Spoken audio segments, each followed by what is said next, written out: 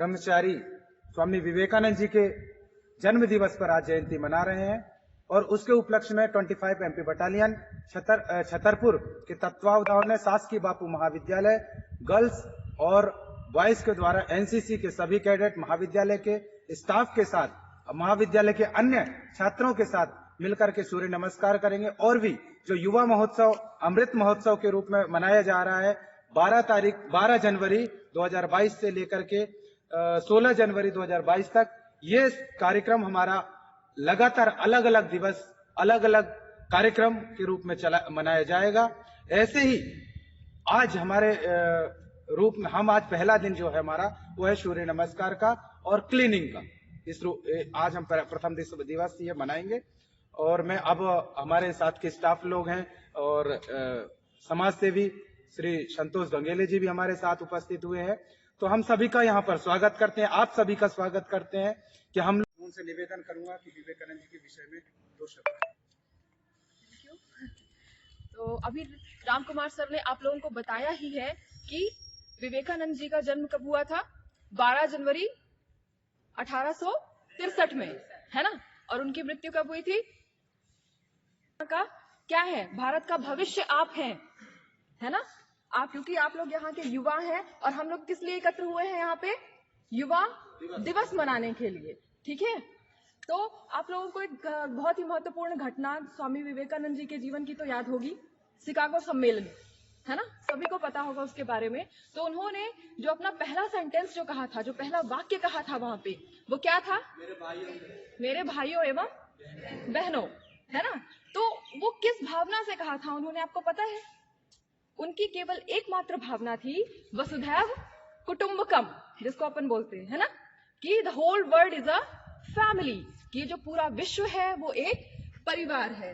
तो वही आपसी भाईचारा, वही आपसी जो सामंजस्य है जो परिवार में एक दूसरे के प्रति होता है, वही हम युवाओं को, आप युवाओं को मिलके आपस में बनाना है और इस देश को ऊंचाइयों तक लेके जाना है। और फिर से हम कहेंगे कि हमारा जो देश है वो फिर से सोने की चिड़िया हो गया, है ना। तो मैं आप सभी लोगों को, सभी बच्चों को यहाँ पे बहुत बहुत शुभकामनाएं देना चाहती हूँ आज युवा दिवस की, और मेरी शुभकामनाएं आपके साथ है। इसी के साथ धन्यवाद। Thank you ma'am. और सभी छात्र, स्वामी विवेकानंद का जन्म 12 जनवरी 1863 ईस्वी को कलकत्ता में हुआ था, एक बंगाली परिवार में। उनके पिता का नाम विश्वनाथ दत्ता और माता का नाम भुवनेश्वरी दत्ता था। उनके पिता कलकत्ता के हाई कोर्ट में वकालत करते थे और माता एक धार्मिक घरेलू महिला थी। उनको ज्ञान और धर्म के बारे में प्रारंभिक शिक्षा अपने घरेलू वातावरण से ही मिली थी। उनके पिता जो थे वो एक कलकत्ता हाई कोर्ट में एक अच्छे वकील थे और माता रामकृष्ण परमहंस से वो जब मिले तो उन्होंने पूछा कि ईश्वर क्या है। तो रामकृष्ण परमहंस का जवाब था कि उन्होंने पूछा विवेकानंद ने कि क्या आप ईश्वर को जानते हैं। तो उन्होंने कहा हाँ, मैं ईश्वर को जानता हूँ, जो मैं तुमसे बात कर रहा हूँ तो मैं ईश्वर को ही देख रहा हूँ। उनके इस वाक्य से वो अत्यधिक प्रभावित हुए और उन्होंने रामकृष्ण परमहंस को अपना गुरु बना लिया। 1 मई 1897 ईस्वी में उन्होंने कलकत्ता में रामकृष्ण मिशन की स्थापना करी, क्योंकि वो इसलिए स्थापना करी क्योंकि वो गरीबों की और असहाय लोगों की सहायता करना चाहते थे। मृत्यु हो गई। इस शब्द के साथ मैं अपनी वाणी को विराम देती हूँ। धन्यवाद। जय हिंद, जय भारत। छात्र छात्राओं, जैसा कि विदित है कि आज युवा दिवस है, हम सभी स्वामी विवेकानंद जयंती पर यहाँ जुड़े हुए हैं। तो स्वामी विवेकानंद जी का पूरे विश्व में प्रसिद्ध होना एक प्रमुख घटना शिकागो सम्मेलन, जो कि विश्व धर्म सम्मेलन था।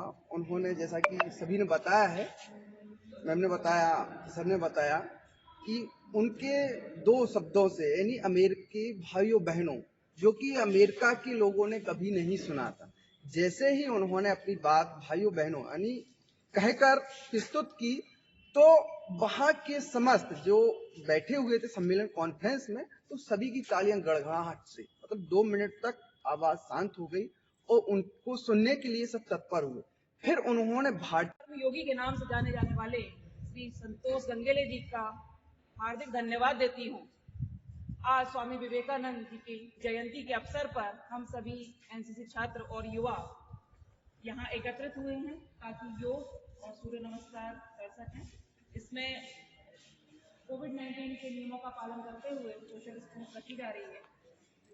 स्वामी विवेकानंद जो युवाओं के लिए एक आदर्श हैं, वो आदर्श अपने लगन, दृढ़ संकल्प, इच्छा शक्ति के बलबूते बने। उनका प्रसिद्ध वाक्य उठो जागो और तब तक मत रुको जब तक लक्ष्य की प्राप्ति न हो जाए। तो उसके लिए सबसे पहले हमें अपना लक्ष्य निर्धारित करना होगा और उस लक्ष्य को निर्धारित करके दृढ़ संकल्प, लगन और समर्पण के साथ में उसे पाने का प्रयत्न करना होगा। एक बार उन्होंने बोला था कि उनसे किसी ने पूछा कि स्वामी जी, जीवन में सबसे बुरा क्या है?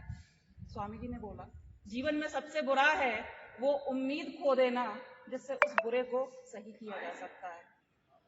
तो जीवन में सब कुछ संभव है अगर हम मेहनत करें, अपनी इच्छा शक्ति को मजबूत रखें और किसी कार्य को समर्पण के साथ में पूरा करें।